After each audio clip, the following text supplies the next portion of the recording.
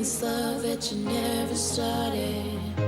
You once destroyed a broken heart that was already shattered. Holding on to what we have and take us to the edge and back. Holding on to what we have and take us to the edge and back. Yeah,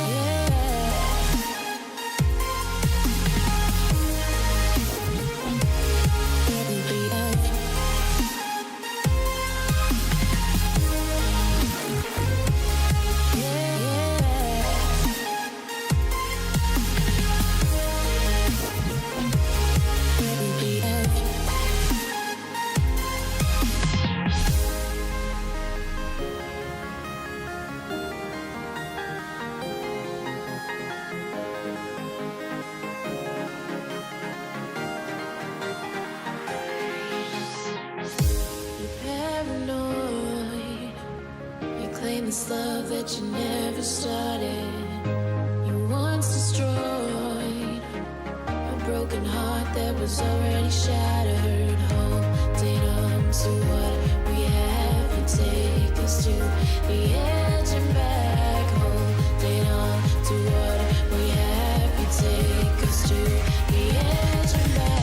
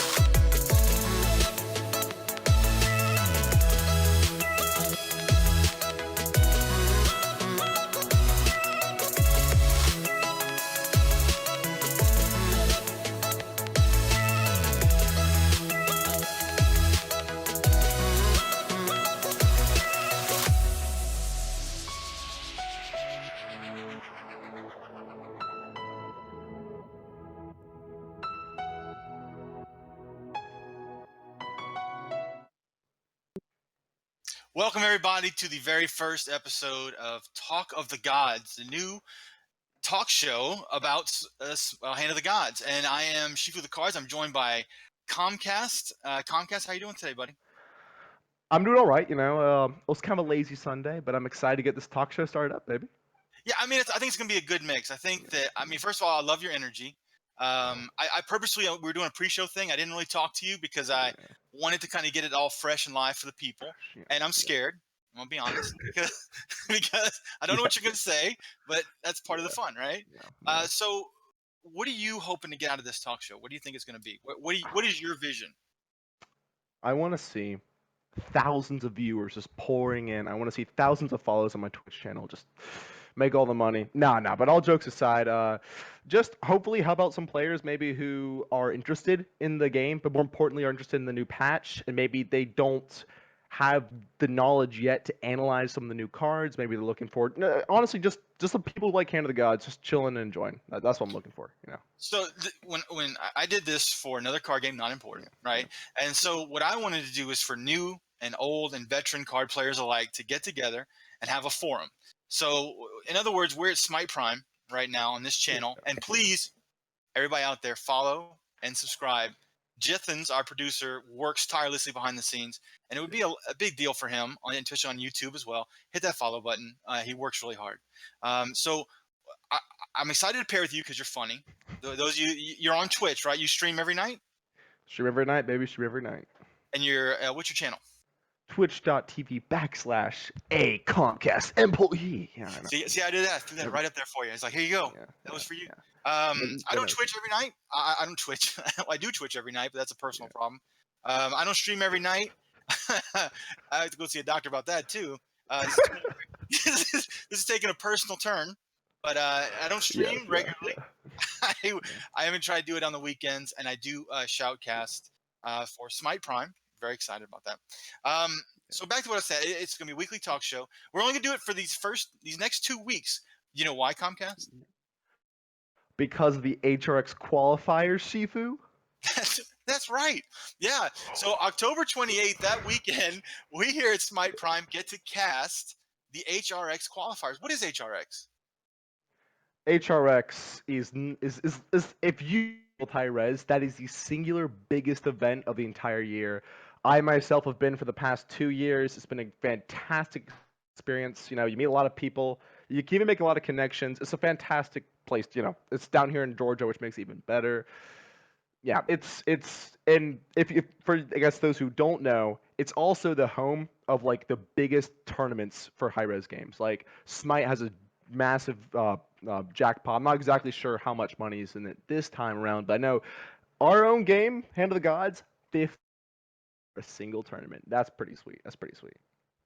That is pretty good. I mean, I have just relatively new to the game, although I've absolutely fallen in love with the game. The game is phenomenal. Best parts of a card game, a CCG, and also chess to me. That's I what see that. draw. That's what, yeah. I love mythology too. By the way, I'm old enough to have seen some of the mythology, but so that's my value. Yeah. What brought you to the game? What attracted you to the game? Were you from Smite?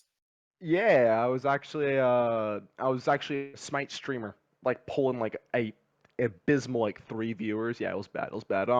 And I always like I saw Hand of the Gods, there, or like saw the little commercial for it, and I was super enticed by it. I wanted to get in. I tried to get open beta access like 15 different ways, didn't get a single one. Then actually at last year's HRX, it's like because like they gave out codes, they gave out little opening beta things for it.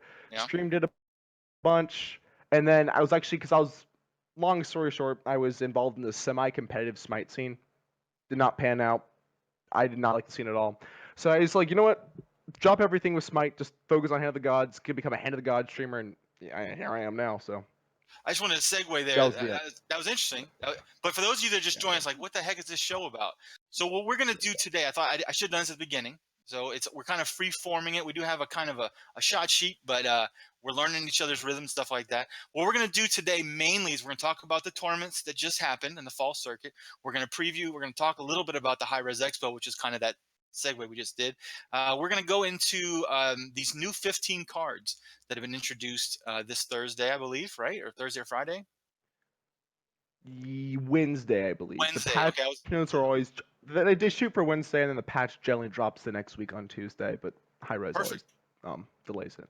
Perfect. So we're going to talk about the 15 cards, how they're going to affect the meta, just how excited we are about the new 15 cards. It'll be interesting. And then we're going to hopefully delve into the new game mode, which will be phenomenal. Yeah. Yeah. So that's if you're watching, like, why should I stay here? Because we're going to have fun and we will have brownies. So, there's that. So the Yeah. fall circuit just came to an end, as a segue goes. Yeah. Yeah. Did you watch today's tournament by any chance? I watched a bit, watched the beginning to see how my boy Unscathed did. I'm part of Myth, so he's part of Myth as well. And then actually I had to go do some IRL stuff, but then I did come back to watch the finals, and which was actually a really fantastic set. I Yeah. really enjoyed it today. There was a few games that had their tournaments today, but I focused on Sure. Hand of the Gods, and I was actually happy that I did. I thought it was really really well done. The casters were phenomenal. So the Yeah. Tigress, and I can't remember the male. His name is. I'm sorry, I don't remember it either. Okay, I got the name, but I couldn't understand. Headset in my Gore ear. Miser, I believe. Gore Right? Miser. Okay, yeah. Well, they are very very good. He's very knowledgeable. She has a great energy to her, and I think they do a very good job on the cast. So shout out to them if they're watching. I did see some great action. I watched. I think I saw Bubbles and Mez. Yeah. That match was very very good. Yeah, that was a good match. Very good match. So what is the fall circuit? What does that entail? Is that just that's a I guess I'm assuming because fall is in the title. It's seasonal. It's a seasonal Yeah. series of tournaments. I believe it was the ESL bracket. So in other words, just like it's a variety of tournaments. I think it was like it was a bunch of them. I can't quite remember the exact number per se, but players competed, try to rack up some points. By racking up points, they this was like the climax of the fall season, right? Yeah, So it was the players with the highest number of points were able to compete, and so naturally we saw a whole bunch of high level play, and that was obviously a treat to experience. yeah. So you're part of Myth Gaming, correct? So your team is big into the scene. I understand. Yeah, yeah. Uh, my boy Unscathed, like I said earlier, he was in the Yeah. tournament. Didn't have the best RNG, like I like to say, but he did a good showing as well. And it was just like it was really a treat again, like I said, to see a whole bunch of players who understand the game at a fairly high level to just duke it out and draw cards. I guess, yeah. yeah, yeah. I mean, they I did draw cards. That's kind of the point. Yeah, I was actually in the very beginning when it was Smite Tactics before it was Hand of the Gods. I got Ooh, yeah, that's I a got lot. the Yeah. invite. I got that little beta tester logo. I feel pretty good about that. I love the game. I thought it was really cool. Um, and I came back and I watched the tournaments and what? Okay, so they have a point total leaderboard. We have the top 8 finishes. We have Yeah. a huge list. Are there any particular surprises that you don't see in that leaderboard? Were there players that kind of just exploded on the scene for you, Exploded. or surprises? Was it Surprises. yeah? I Are there think are I there think we can people that kind of say like Arlo, Striker, and Mez. Like they're the top three. I'm not sure if that's counting today's points, but regardless, they make a good showing. Like Arlo, I think he made his debut at one of the Dream Hacks. No, it wasn't Dream Hack. It was PAX, I think. Like it was one of the PAXs. Same thing. But he made his debut there, and he's just provided a very impressive showing, providing some relatively interesting decks. Same thing with Mez and Striker. Uh, uh, and they actually pushed out some other really good players. Like I was really surprised to see Kenny didn't compete today. Kenny's been a long time player of the scene, very high level player, control player. And just like in that aspect, it was a surprising tournament because it's almost like we had a healthy mix of brand new players, not brand new, but you get what I mean, like yeah. much newer players and some really old souls there. So it was again, like I said, it was a treat to see. It was almost like a clash of different play styles we also saw a bit of, which was again very entertaining. Yeah, they released on if you haven't followed them, Hand of the Gods on Twitter, play HOTG on Twitter. Please follow them. Yeah. Phenomenal. They released their leaderboards, in which that's what we're kind of talking about. We're going over the list. Now you and I have casted some games, and there's some names in there that I'm familiar with. Yi Chang, Janaru. These are Yeah. people that are Yeah. just phenomenal players on the list. Ferez is in there. I see a lot of games that we have called. If is there a particular faction right now to you that stands above the rest that I saw a lot of, for me, this is the layman coming in. I see a lot of Egypt. I see a lot of Apuash, which I've pronounced horribly my first cast, so that stands in my head. And I Yeah. see a lot of Chinese Pantheon. Are those the three go-tos right now? Primarily just because Hindu. I mean, if you've been on my stream, you know my thoughts on Hindu as being a very, very powerful pantheon. Just I don't think people are utilizing it necessarily correctly, but that's an entirely different Pandora's box. If we're getting down to it, so Hindu, like we'll say, Hindu is experimental. Greek is very underpowered, which is why I'm really excited to talk about the new changes because there is gonna be some things. There's adding some new cards, changing some things up, to hopefully bolster Greek a bit. But for the most part, like you have this very aggressive Norse potency, right? Which just pretty much will destroy a lot of the matchups. That's why Norse is super popular. We got Chinese because they can really flip on a dime. They can play beast mode, they can play control, and just and they're not half bad at each, which makes them kind of unpredictable to play against. And also, again, it can be a very difficult matchup if you're not able to get past all the spells. And then Raw is just, or I guess the Egyptian Pantheon's just skyrocketed because of recent buffs and changes, and gods like Thoth. It just makes it incredibly difficult to play against them because of their sustain combined with that nasty Sobek, a 2-drop that can skyrocket to a 7/9 in a Yeah, moment we saw. of I mean, notice. So, Thoth especially. Sobek definitely, but yeah, like you said, I saw so many amazing Thoth plays. He seemed to come in and just completely turn the tide of battle. Then add Sobek to it. That became Sobek. They became really, really formidable team. The reason why I bring that up is not only to talk about the yeah. tournament and the fall circuit, is that we're kind of segueing into these new cards now. To give a little tease for those watching at home, again, layman. I'm not as expert as yourself, but it looks like these 15 cards are going to have quite the impact on the meta. You Before we get into them, Yeah. what do you think? I mean, are you pretty stoked about these 15, the brand new 15? I was not a I'm not been I haven't really been a personal fan of the current meta, so these I'm excited because the new cards, in addition to the adjustments and the balances, seem like it's gonna shake up the meta a bit. It's gonna seem like it's gonna nerf Norse significantly enough that we may actually see it get bumped out for different pantheon. There's a lot of possibilities. So I mean, there's a couple highlighted cards in here which I cannot wait to see what players do with them. But for the most part, it's gonna be I'm just excited. Okay, so to wrap up and put a bow on this one, what is your sum up, if you can, the fall Okay. circuit? So you kind of, I think you have really, you said that it's kind of an influx of new talent to the scene. Um, Yeah. kind of segue that into the high res expo. What are you expecting to see? I'm obviously like I think the fall circuit had a lot of players just like kind of like going in and out of it almost. Like I'm talking about like at the very high, like getting like first, second, third, fourth, like at the reaching the peak, right? We've seen a lot of different players kind of cycle in and out of that. So it was cool to see who ended up on top in this case in the ending. But going into HRX, I think we're gonna see a almost much more of a serious pace, right? Because like even myself, like I don't compete in tournaments, but I'll be competing in HRX because it's open, why not? And like even then, I'm not gonna be able to show my decks on stream. Like there's a lot, and I think when you have that much money on the line, people are gonna be taking it a lot more seriously. You're gonna have people like giving it their all, trying to perfect the deck to the absolute maximum. And then obviously when they're testing out these decks, they're gonna be playing them in the in the following circuit. So I'm like I'm pretty excited to see what people can whip out. Yeah, Your thoughts? I echo everything you just said. I totally agree with it. It's interesting to see. I think we're approaching a new era. I think um, it's exciting time. Nothing but exciting times for Hand of the Gods. I think it's it's Yeah, it's yeah, on it's on the rise. There's some excitement behind it. I think with the Hindu pantheon just being introduced, and then with these 15 new cards really shaking up the meta, like you said. If you could, you made a good comment. You said you didn't like the yeah. current state of the meta. What was, if you had to put it in one, what was your major issue with the meta as it is right now? I can do you one better. I can put it into one single word. Okay, go Hydra.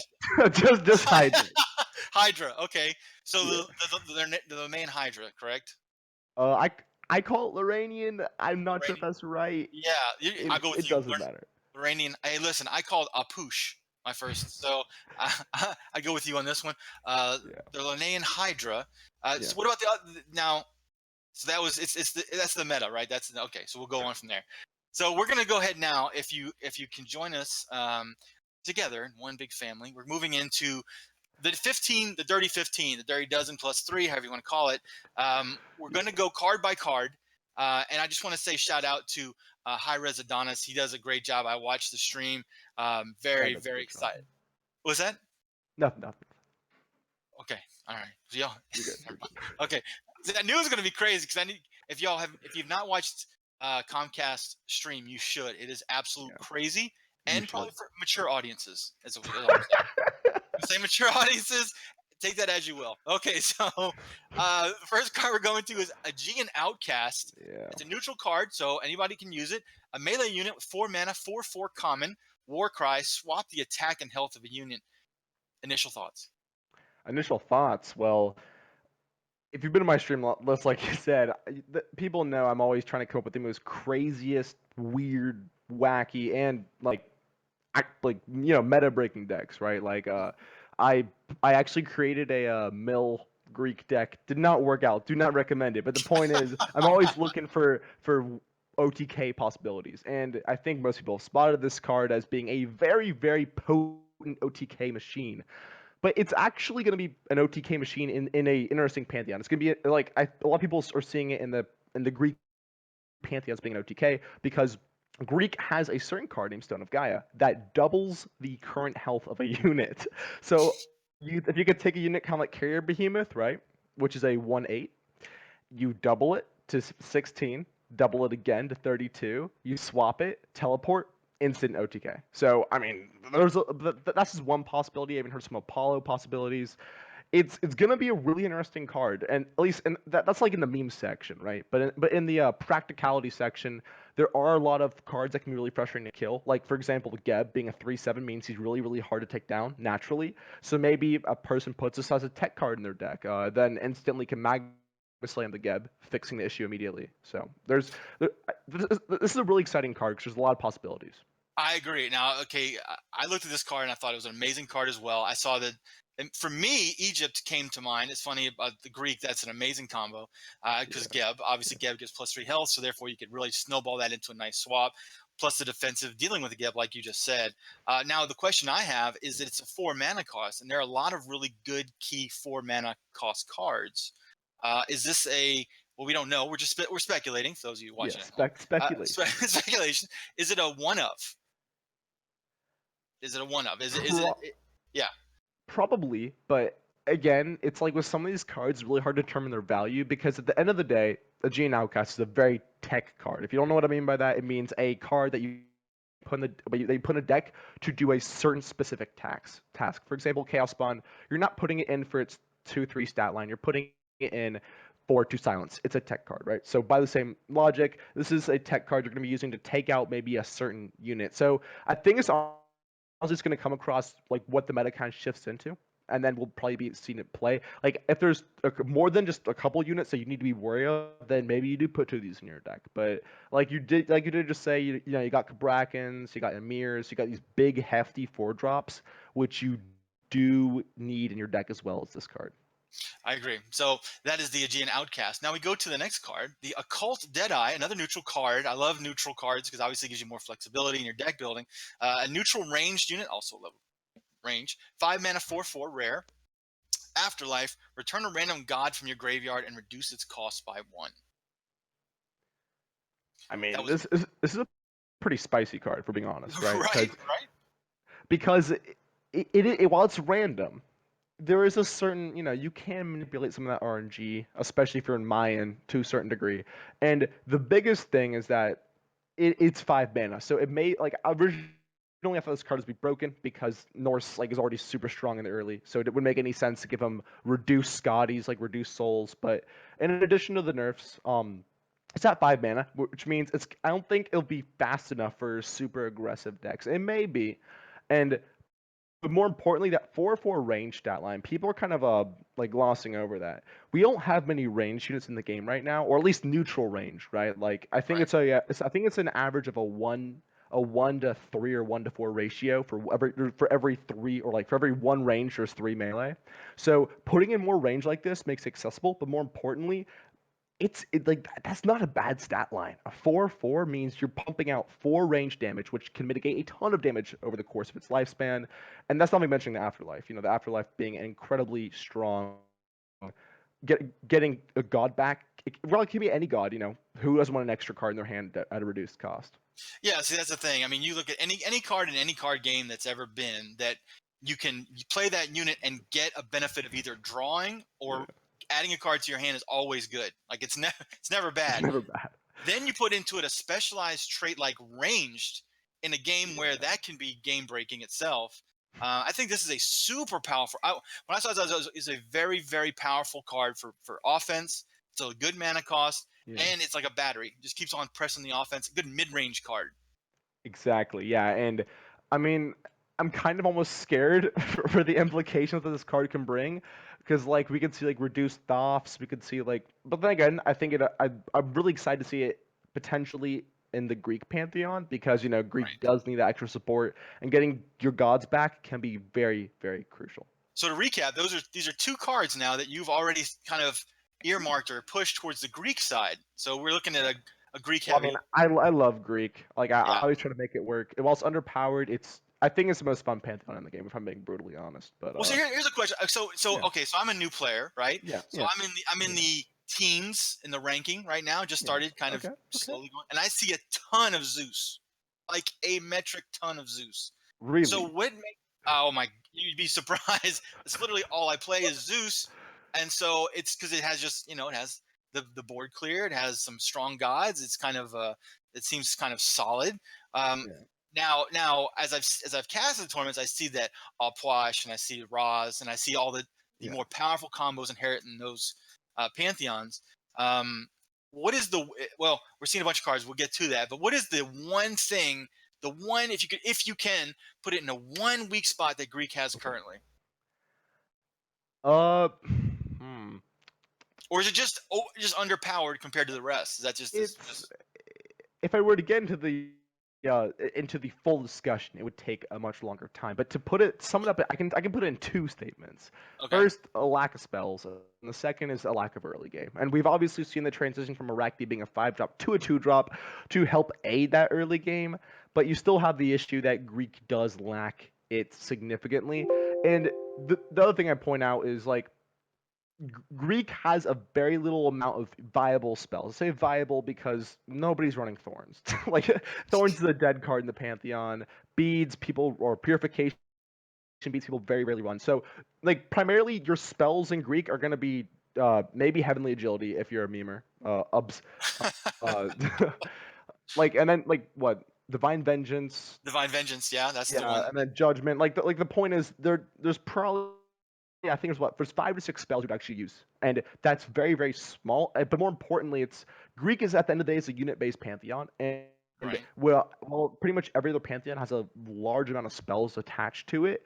It means that Greek you have to like predict ahead. So long story short, Greek is I always say it's the hardest to play pantheon. It's my own opinion personally, but it's weaker because it lacks utility compared to other pantheons. I would I say. like that. Okay, that makes sense. Okay. See, I'm from New Orleans, right? So Yeah. Mardi Gras is huge, and if you're not familiar with Mardi Gras, you haven't been, you should go. It's I amazing. should. You should. You especially would go. Oh my God, I could imagine the crimes you'd break. Like out of a scale of 10, 10 being like I need to go or die, and 1 being like you I 10, don't go at all. you 10, 10, but you also 10. need to make sure you don't end up in jail. Like if I had to put an over under of you ending up in jail, Give like, me mixed Mardi Gras- messages here, man. Well, I'm saying go, but be Okay, less okay. like be less you or have or have someone dedicated to pull you back at certain key times. Okay. That's what I'm saying. Mardi Gras crazy, Yeah. especially if you go to Bacchus, right? So we're getting to him. So segue. So I'm a huge fan of the Greek pantheon because almost every their parades, right? And so they all have Greek names generally. There's a Zeus parade. Yeah, there's Zeus. Now. Yeah, exactly right. So I'm big into that, and so you would go, but please, for the love of God, bring bail money. That's all I'm saying. Okay, so the next one, the next one is going to be Siege Master. It's another neutral card, range unit, 3 mana, 4/1 common. Warcry, destroy 2 structures. Your thoughts? In the high res stream, I forget It was, but one of the one of the I guess the patch announcers said this is your anti-Hindu card. I'm calling bull crap. It's your anti-Norse card. Everybody knows it. It's your anti-Runestone card. It's at 3 mana for a reason. It's to say we need a way for the person not to get utterly destroyed by a single structure, which is Runestone. So it's effectively like I said, it's a tech card for anti Runestone. Being a 4/1 means it's pretty like I'm not sure if I can give it value because the two structures itself, like you don't need to generally destroy two structures. You're trying to destroy one structure, which is Runestone. So by that logic, unless Hindu skyrockets in popularity, which it very well could, this card I don't think will be played very often because you're taking one of your slots, putting in a virtually null unit. Even though it's a 4/1 ranged, yes, that's annoying, but 1 damage is extremely easy to do. There's like so many sources that can do 1 damage, it's overwhelming, literally. So Yeah, see, yeah, go ahead. Go ahead. Keep going. I'm no, sorry. no, I'm done. I'm done. Yeah, because I was when I heard it, obviously, you see the synergy with structures, right? But Yeah. the amount of structures that Hindu puts out too really doesn't. I mean, obviously, you're looking at Pillars of Exile would be the main ones you're looking at. Yeah, Maybe Pillar of yeah. Fortitude. I don't see this card getting a lot of play, and even if you're going against a lot of Odin Norse, I don't know that you can hope to get it. And then there's just so many good 3 manas that could stop Yeah. Odin more than this. Yeah, like Magma Slam being a Like, perfect example. So wait, yeah. So like I said, I don't think it's going to see a ton of play. It's possible like that if some crazy Hindu deck comes to light and then everybody's spamming it, then yes, would be a nice tech card to put in. But it's like it's very specific in its niche. It only takes down structures. If it was a different stated, obviously different mana cost card that did 3 damage, that'd be a bit different. But I mean, it's just not very good, I would say. Yeah, I mean, and keep in mind, and this is not to I mean, they make these cards, and these cards are great. Yeah, It's yeah. not to say that boo on them. It's just that not every card that you make is going to see play. There's so many cards that are just not going to be used. Maybe they find a niche. We could of course be very wrong. But this is a card that Yeah. doesn't seem like I guess really because you have all these great cards. This one just doesn't seem as great as the others in the set. So I guess we're in agreement on that one. Yeah, definitely. So now we're looking at Sellsword, another neutral card, and again, I love neutral cards. Melee unit, 3 mana, 3/3 common. Warcry, heal your summoning stone for 3. Now, when they in the cast when they announced it, they said it was like the baby brother to Blade Master. Yeah. What are your thoughts on that? Well, I I think Hi-Rez kind of had a rude awakening because in an effort to nerf, rightly so, Blade Master, they took away the healing, and then the player base said, "Hey, yo, wait a minute.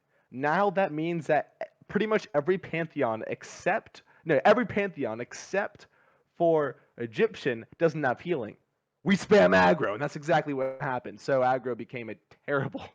It's not fun. Nobody likes losing at turn 7, turn 6. So putting this card in is a strictly anti-aggro tool, especially being a 3/3 means it takes down Scotties, it can take down Souls. It's a very good unit, and it's actually, I'd say, a hard counter to Norse because it's going to be able to give you that sustain, but also its stat line being a 3 mana 3/3, it's not bad by any means. Like if we look at the golden stat line, like the best possible stat line, right? As Doomspeaker at a 3/4, right? And he has nothing else attached to him. So this is so, and that's just like that's when we're just talking about stat lines. So the fact is a 3 mana 3/3 with obviously melee, which is fine, and he heals your stone up. This is an insanely good card meant to hard counter Norse, and so obviously I'm putting this in my deck because like screw Norse. I mean, that's a great point. That's a really great point. I was thinking, my comment was, would it be too powerful if it just said heal any unit, in other words, an adjacent a minion or summoning stone, or do you think because it's summoning stone that makes it not too It's fine, powerful? I would say. I would Yeah, like if it was healing any unit, then it'd probably need to see some balancing. But for the right. most part, healing your own summoning stone, it has a very like I said, it's a very niche value, but that niche value is countering an entire pantheon, generally speaking. So obviously, I'm excited for it. And it'd be good against all Posh, right? Another good, cleaning out zombies, healing your stone kind of thing. Yeah, I could see that. I could see that definitely.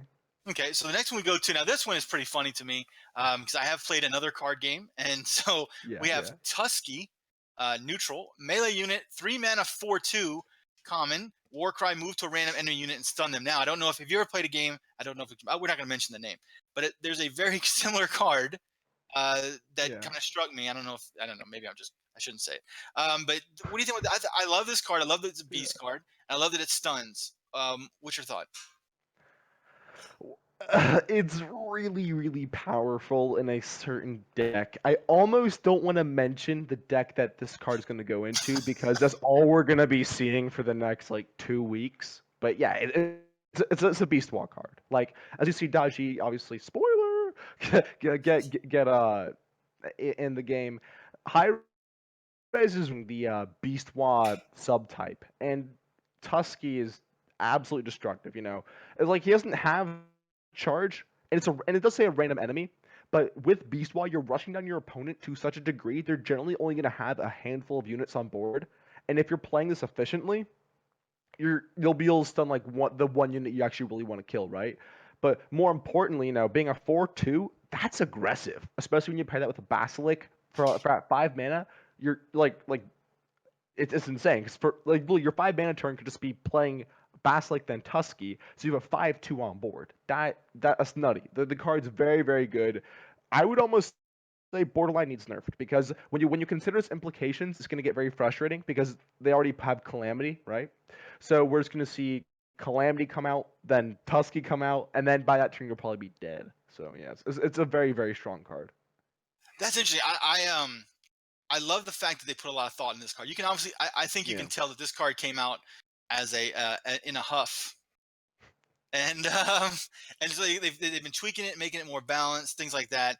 Move to random. I think this is a very powerful card. I definitely agree with you. I think this is on all the cards. This is very powerful as a very good use, very good utility. Um, it's tempo all the way. It just says tempo deck. Nuwa, obviously, beast synergy. Yeah. Is there any other deck? I mean, would we maybe see it in Odin, or is it because it doesn't do damage off the bat? Is it too? I mean, well, here's the thing. What if you had it? What if you put it with Runestone of Ire?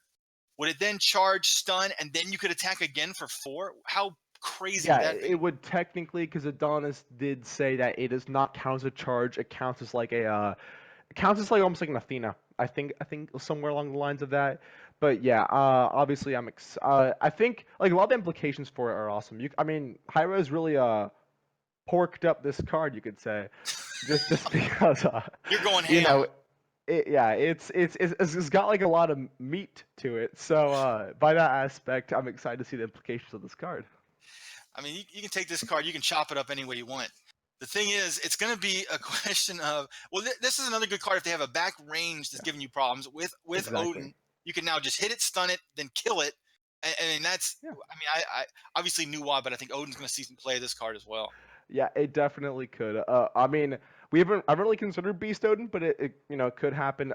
We could even see a Beast Greek come out more because Right, with Arachne and spawning the spiders, it's very possible. Because you mentioned that Greek really doesn't have any early game units, Yeah, so this could fit in with a Beast Yeah, Zeus. it definitely could. I didn't think Yeah. of that. Yeah. All right, so the next card we get to is Daji, Chinese Pantheon. Now we get into specific Pantheon cards. Yeah. Melee God, 5 mana, 5/5 epic. Warcry, give a beast +2/+2. So what deck do you think this would fit in? I don't really know. I was thinking some Right? control nuance. No. Beast Wall, obviously. And generally speaking, this card seems really, really broken. But it's a very niche card, and that's why I really love what Hi-Rez did with Daji. Is she has a very specific function. So you're not going to be seeing her in a control Nuwa deck. You're only going to be seeing her in a Beast Wall deck, and that's if you're really going to be seeing her, because Inferno is a thing. But sorry, back to the card at hand. Giving a beast 2/2 is very specific. So in other words, like Daji is a very technical card. You're not gonna be playing her on all your decks. She's not a one size fits all. It's I'm playing Beastwa, so I will maybe include a Daji, which I absolutely love that type of card. 5/5, 5/5, or 5 mana 5/5 is very similar to Herc. So effectively, she's like Herc's stat line, and as we've seen, Herc has a very high usage rate. So I think Daji's gonna be played a lot. Just I'm not sure if Beastwall will have enough room for her, but overall, like I love the card.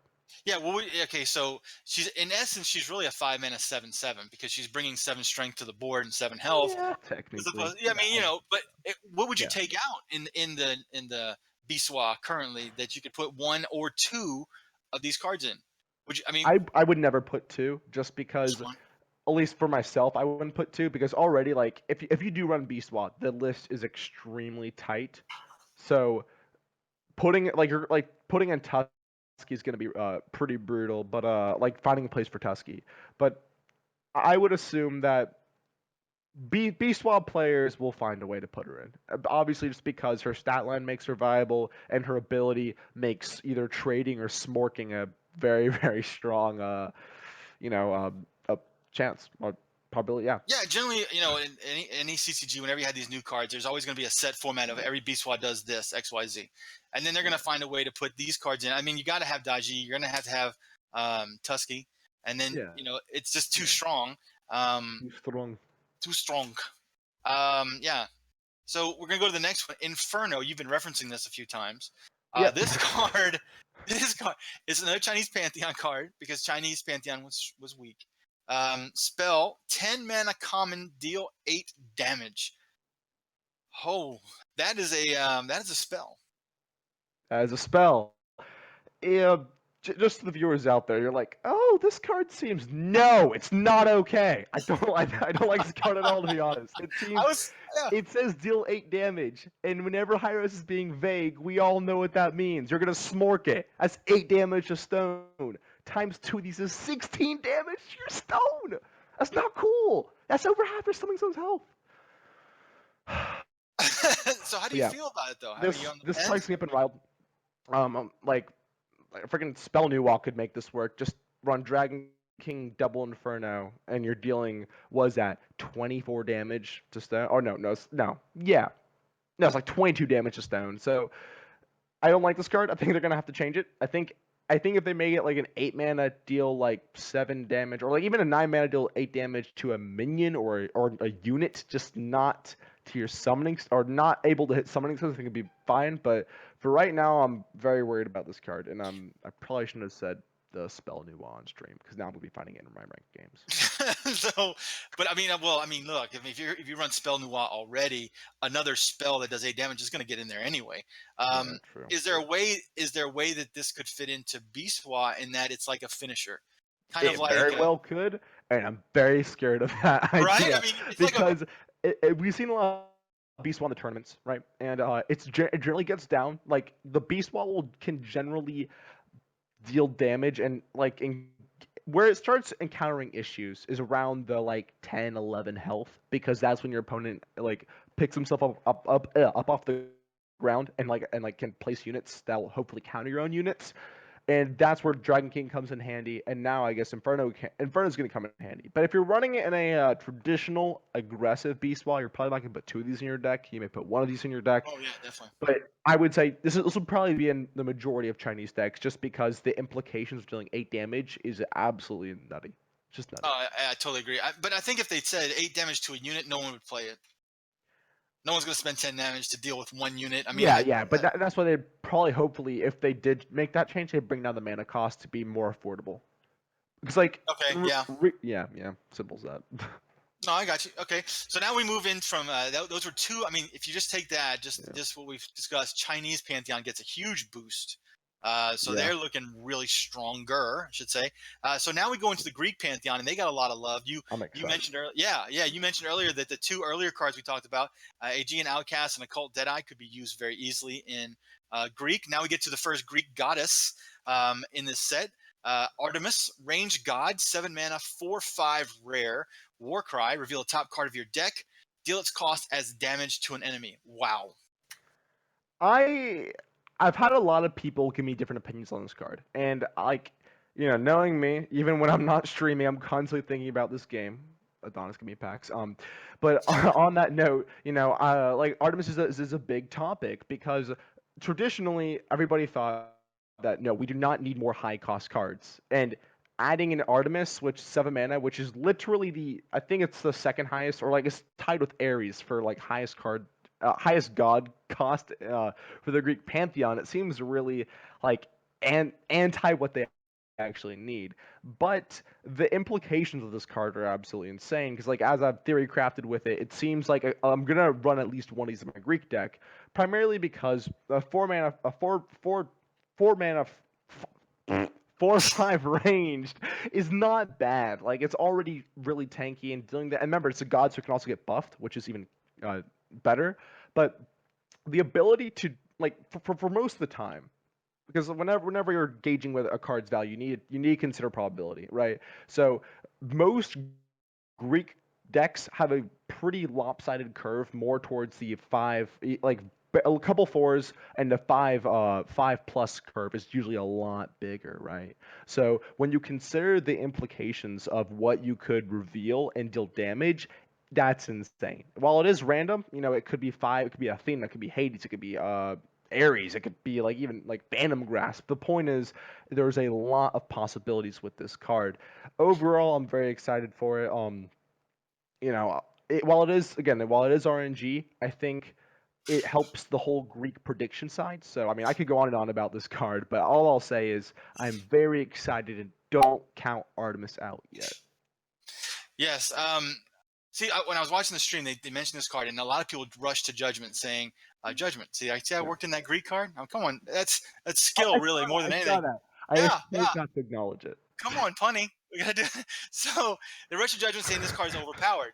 But when I was listening to you, and I do listen to you, and that sometimes hurts. But when I was listening, to you, You're killing me. right? It seems like it's a really slow card. It seems like a very good. You have to include it, obviously, because it is too good not to include. But I don't think, like you said, I think you expertly really broke it down. It doesn't really help the problems it has now. Yeah, it doesn't, but it certainly is an interesting factor, especially when you consider the next card, which I cannot wait to talk about. Yeah, I agree. I'm actually surprised. We haven't. See, that's what I like to do. I like to just we just have this conversation. It's real. This card, I was very. I'm very excited about. Shock and Awe. Greek spell, 3 mana rare, silence an enemy and trigger a friendly god's war cry. Holy, yeah, this is a good one. All I can say is I'm shocked and awed. Besides the not even level of pun. Silencing an enemy is nice, but they also say enemy, which means I believe it can also target Summoning Stone. So effectively, you are always going to be able to use this card, which is really nice because targeting a friendly's war cry. There's a lot of war cries in the Greek pantheon. You've got Thanatos. You've even got Scylla, which we don't even know what you can do with Scylla with this card yet. Like, the chaining could be unreal. You've got Athena, which is actually the most interesting of all of them, but I'll go into that at a different time. The point is, this is going to be a very pivotal card for Greek, because what Hi-Rez did is saying, this is where I really respect them, because this shows that creativity meets the logical side. Because I've said on countless occasions before, if they gave Greek spells like the other pantheons, this would be the most broken pantheon we've ever seen in a card game today. Because they already have the late game of a god, no pun intended. So by that aspect, I don't want to see more just clear spells, but this is a really good job of modifying that aspect. So in other words, it's not breaking the game by adding us a damage spell. It's saying, okay, we're going to use your currently existing board and see if you can make use of it. It's a very technical card, and if you guys can't tell right now, I absolutely am in love with this card. I cannot wait to use it. And then just for example, Artemis, if you player and you have an Ares, right? So that's 7 damage. Use Shock and Awe again, is 14 damage. There's just a lot of theory crafting behind Shock and Awe, and it's gonna awe and shock people. That's all I can say. Yeah, I am shocked that I was shocked originally that you didn't mention Artemis when you said Athena. I was thinking, well, we already talked about a card right there, which Warcry is kind of slow. But then again, now you can go ahead and Shock and Awe and hit it again. Now you're looking at. I mean, you can do that in literally at turn 10. You can do Artemis, and if you draw a great card, another let's say an Ares for 7, hit him for 7 the stone, Shock and Awe again 7. You have 14 damage on the stone in turn 10. True. So that and also you do get that silence option. So in other words, your Lorrainian Hydras are not gonna be able to kill ever since you're playing Greek. Will actually be able to get silence. So, I'm excited. I'm excited for Yeah, this and see, card. that's one thing that I'll say that I am surprised there aren't more throughout all the pantheons. Silence options. It seems like every pantheon has to include a chaos spawn, which is just kind of. It just seems like that card is Yeah. It has to be because there's no other silence options. I think that this is the beginning of silence options throughout all the pantheons. Well, we've seen High-Res touch on that topic, like including Anguish in Mayan and including the actual silent spell in Chinese, but I think the like silencing is needed. Like I actually don't run it in a lot of my decks because I usually find hard removal being better, which is actually I think another topic that High-Res doesn't want probably should cover is the idea that only it's like I guess if we're being brutal, it's Mayan and Egyptian are the only two with don't quote me on that have hard removal options. And if you're not familiar with hard removal, it's a card that eliminates another unit. So not damaging. I'm talking about sheerly eliminating. So in other words, decay and execute. And by the lack, and I guess also blood bond by that matter. So and with the lack of that in the other pantheons, I feel like it does kind of make it very difficult going up against the Egyptian and Mayan pantheon sometimes. Yeah, I totally agree. I think this is going to be. I love this card. This is my favorite card of the set. Well, the next one is actually Bacchus. We're going to go into Roman. Man. Bacchus is a crazy parade in Mardi Gras, so I want to use it. Melee God, 4 mana, 4/4 rare. At the start of your turn, Bacchus drinks his wine and gets an additional random effect. And if you haven't seen the movie Drunken Master with Jackie Chan, you should. I It's haven't. really I good. haven't. Oh, you should. It's phenomenal. Protect one is you get one of 4 abilities. Protect one. Sorry about the sound. Protect one, +1/+1. Attacks hit adjacent enemies, cleave, or immune melee. So it's random one of these, but they can't repeat themselves. So you They will cannot. Yes. at the end of 4 turns, you'll have all 4 of these. So it can be a 5/5 with protect one, cleave is immune to melee. I Whew. love this card. I love this card a lot for a number of reasons, but if I'll put it simply, Roman's kind of in a weird state because its synergies, like the whole movement synergy, is not really emphasized like the other pantheons. Like with Chinese, you get hit with a club that says use spells and have spell synergy based cards. Right? Roman doesn't have a whole lot of that. Besides like Venus, you're like the movement is more like a subtle like intuition, call it, right, where like good players are going to know I'm going to move this unit so I can hit this unit or can avoid this unit. But what they're kind of lacking is just value cards, if you're being honest, because the movement, like you can only include so many movement based options. And what Bacchus does is he fills that niche curve, because the 4 drop was typically a very rough one for Roman, because all you're going to be playing is Cupid, and Cupid is a very situational card. So not very, but he's still a situational card. So on that level, Bacchus is just absolutely insane. Not to mention this is one of the few times that all the options you can get are really good. I think if we're talking like starting off, you want probably immune melee first. Then probably the 1/1, then the protect 1/1, and then cleave last. So, but the point being, Bacchus is going to be a very threatening card. So you should be happy, Yeah, your parade man is going to be played a ton I in am, and all the again, Roman Pantheon games. Bacchus is always Sunday night, so it's always crazy and Mardi Gras time. So just so you know, so we have 10 minutes left of the show, and I thank everybody for watching and watching on Oh, YouTube. So we're gonna go ahead and we're gonna hit the rest of the cards because what's what we're gonna do, but we're gonna give you a really speed condensed, round. yeah, condensed focalized because we want to get to the new game mode and then kind of a nice wrap up. So the next one we have is War Burden from Roman. Again, spell 3 mana common, target a unit that the owner's cards cost 1 more than the unit. 1 more until the unit is removed Yeah. from play. Sorry. So basically, you put this on a unit, and their hand, all the cards in their hand cost 1 more than natural, and the one every time they draw costs 1 more. I guess in keeping it in the version of speed round, very good card. Can't wait to see how it's used. On to the next one, Sergeant. Yeah, it's a good card. I think it's just it's going to be tough. I think real quick to piggyback on what you said. I Yeah. think for me, Roman is the pantheon that takes a lot of technical nuance to pull off all the combos. Exactly. And Exactly. this is just another card that adds another degree of nuance to this pantheon, which I really love. Yeah. So I think it's going to be a good one. So we go into Mayan, Yeah. Grave Dig, spell 1 mana rare, discover a card from your graveyard. How awesome is this card? It's very strong. Now, I personally have an issue with it because it kind of power creeps Kirby's a different thing. I'll discuss that later time because we're kind of pushed for time right now. But I like the card. It's very, very powerful, and I think they'll probably see some nerfs because being a 1-mana spell, you have to ask like, why isn't Touch of Midas a 1-mana spell then? But Yeah, that's I think that the mana cost will definitely probably. I would think the mana cost has a good chance of being changed, bumped up to maybe 3. yeah, 2 or Um, 3 is yeah, exactly. because I think that's a very strong card. It's a very good battery for mine, but mine doesn't seem to have a problem with that. Um, now this one, now here we go to Hindu, and this is Agni gets a change. Hindu adjusted A big passive. change, yeah. Yeah, becomes the board clear that all Hindu players have hoped for. Costs 4 play, 4. Whoa. He's got adult. Costs 4 to play at first. Warcry deal 1 damage to enemy units. Attack reduced from 4 to 2. Reincarnate costs 6 mana, and then it deals 2 damage to enemy units. So when it comes on the board, it does 1 damage to all enemy units, and then when it comes back in Reincarnation, it does 2 damage. Holy, that's a good one. That's a really great change for Agni. Yeah, Agni was seeing very little play before, even when people were rarely playing Hindu, and now he's going to be seeing all the play. All that means is now Greek's the only Pantheon without a low-level board wipe, because, Khepri, X-Ball, you get where I'm going with this, but this is kind of cool because it's kind of leading towards a potential Greek version of this card in future patches, but for the most part, yes, Agni's going to be in nearly every deck of Hindu.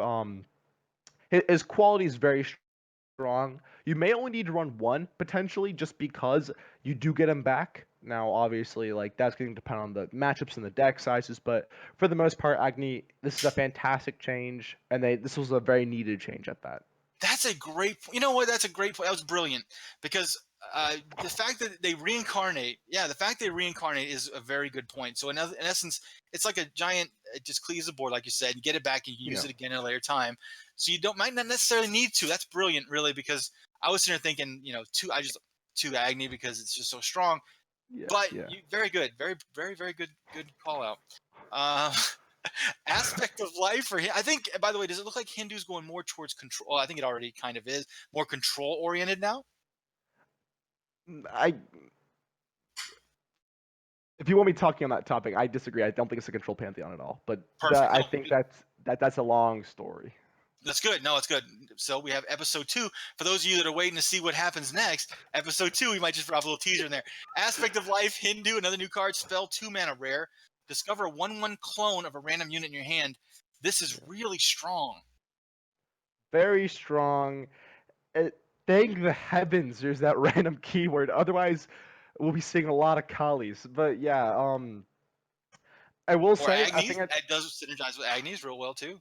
True. I mentioned this in my stream. It's the whole discover plus random, like, unfortunately, high-res wording took a turn for the worse here. But I don't know what that exactly means, really, because when you discover a card, you're given 1 of 3 options. But discover a random unit, does that mean you're giving 1 of 3 options and you're randomly selecting? Like, I don't. I mean, we'll figure it out obviously on Tuesday, hopefully. But for the most part, as long as it's randomized and as long as you play the card, you instantly get 1 card back. I think it's a very reasonable. I think it's a very reasonable card. I agree. Cool. We'll delve into this further on next show because we can talk about the changes and how they work. So the final card of the 15 is Shard of Boomy. I believe I'm pronouncing that right. I hope I am. Spell 1 mana common. Deal damage to an enemy unit equal to the number of structures you control. This is awesome. It's a very situational card. I think it's actually, unfortunately, similar to Siege Master. I'm not sure we'll see a lot of play because it requires a Hindu to set up a board. And if you're setting up a board as Hindu, it means you're like if you're setting up a whole bunch of structures, that also means you don't have a whole lot of units, generally speaking. So, I mean, Chart of Bahumi, like, I think this is gonna come down to certain decks that are gonna be able to use it because I don't think it's gonna be in every single deck. Because realistically, if you're able to pull off like 4 structures, so 4 damage for 1 mana, that's really reasonable. But that's if you're able to. So I think this card has a lot of. It's kind of almost like the Warburden, where I think it's going to require some players to really dive and create a deck that's going to be able to hold it and be able to play it efficiently. Okay, so I wish we're gonna have to put a pin in this one because I'd really like to talk about this one further, but Yeah. we're really close to out of time.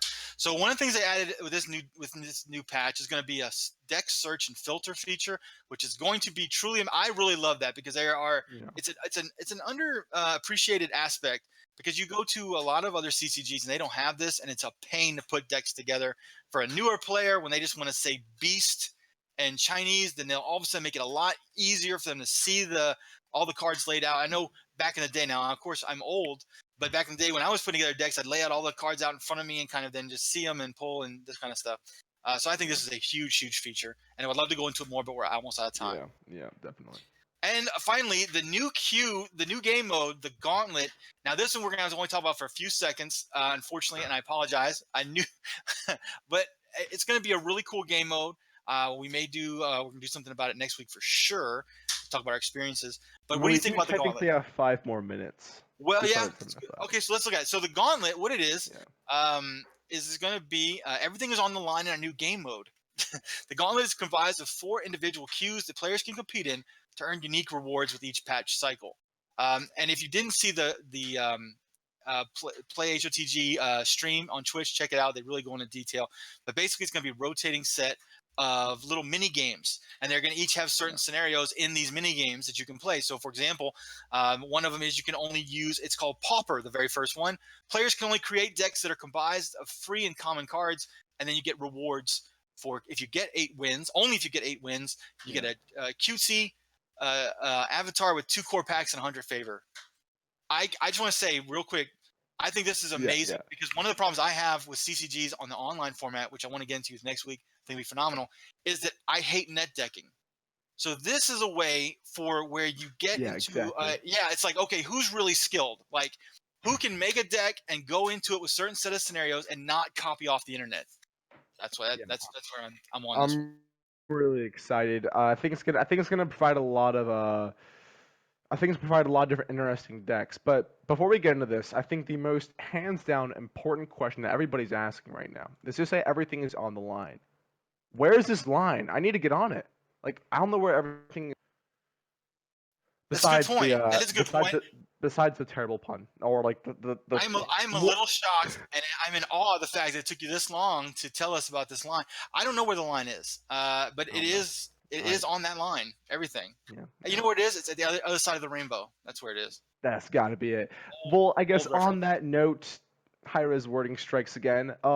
They say, I'm assuming every day if you guys are tuning in and you're a bit confused on this topic, here's my basic interpretation of this. Every day, or like when the certain gauntlets are available, you're allowed to play once per day, and you get as many wins as possible. Let's say you get 6 wins and you lose.